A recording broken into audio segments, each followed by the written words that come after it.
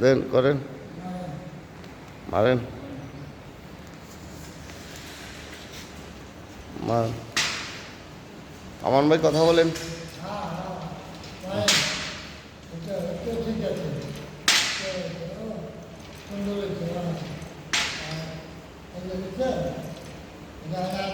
এই সঞ্জিত, আমার আব্বা আইসিইউতে ছিল, এই ন্যাশনাল আইসিইউতে ছিল 10 দিন, 1.5 লাখ টাকা বিল দেওয়া হয়েছে। এখন আল্লাহর রহমতে ঠিক করতেছে।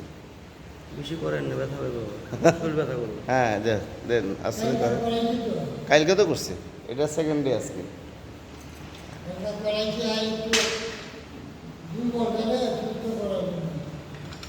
আচ্ছা